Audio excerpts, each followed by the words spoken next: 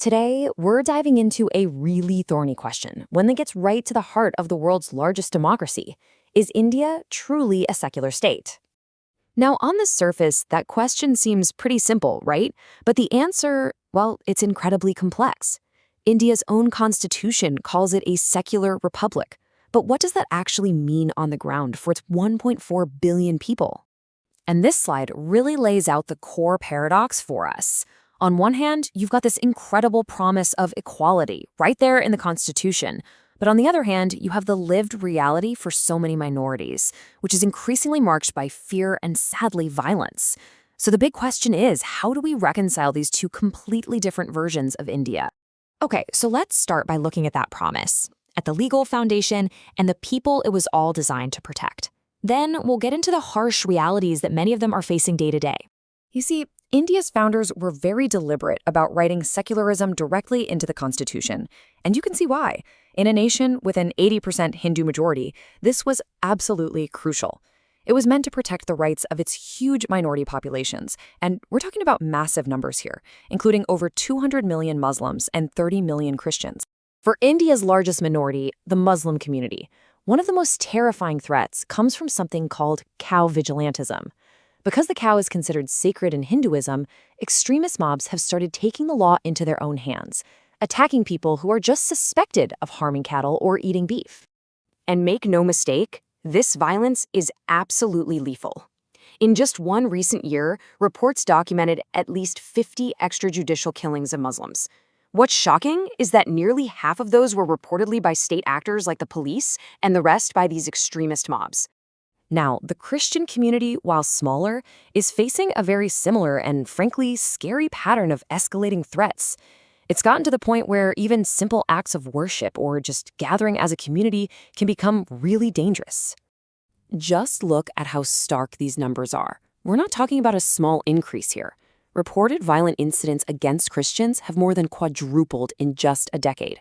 It jumped from under 150 incidents in 2014 to over 800 in 2024. This isn't some gradual shift, it's a dramatic, almost explosive escalation. And to put that big annual number into perspective, let's break it down. It works out to an average of more than 2 attacks every single day. And these aren't just statistics, they represent real people. Disrupted church services, assaults on pastors, and even attacks on something as joyful as Christmas celebrations. So, what is going on? Why is this happening? Well, part of the answer seems to lie in this really curious double standard in how this kind of violence is treated depending on where it happens. This slide just illustrates the point perfectly. When Hindu minorities get attacked in neighboring Bangladesh, the outrage in India is immediate and it's loud. You see government condemnations, wall-to-wall media coverage. But when Muslim minorities face very similar violence inside India, well, often you hear crickets, just a deafening silence from those exact same voices. As one analyst cited in our source material put it so well, this selective outrage really serves a purpose. It lets the media and politicians focus on what's happening outside the country to divert attention from the rising tide of hatred and violence happening right at home. Okay, so what's the engine behind all of this? What is fueling these trends? To really get that, we need to look at a powerful ideology that has gone from the political fringes right to the very center of Indian politics. That ideology is known as Hindutva.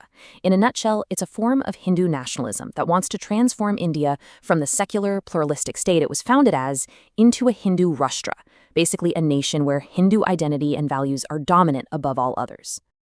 Now, this didn't happen overnight, not at all. Hindutva as an idea has been nurtured for decades by an organization called the RSS.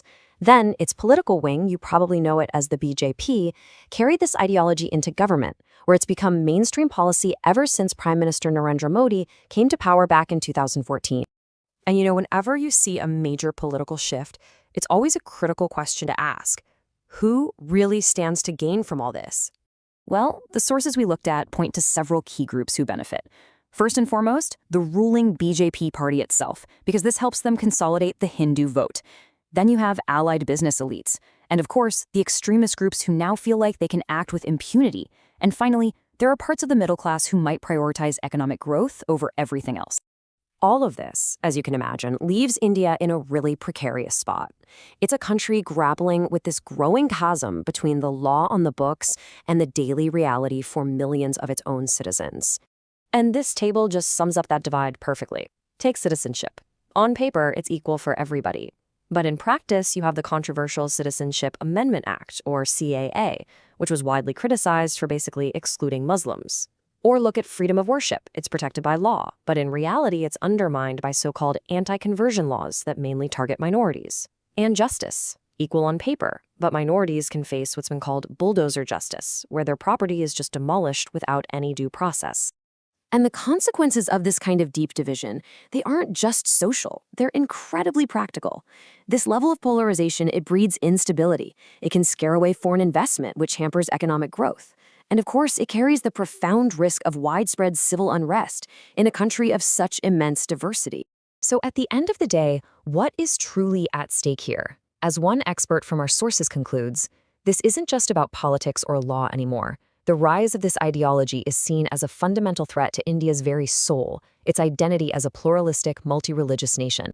And that really leaves us with this one final critical question.